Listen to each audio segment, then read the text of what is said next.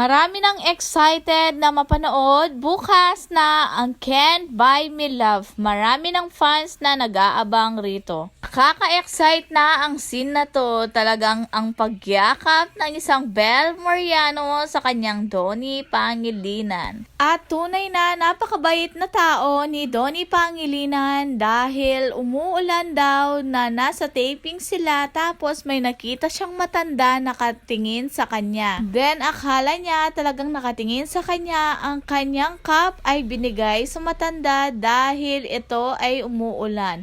Grabe, best boy na best boy talaga siya.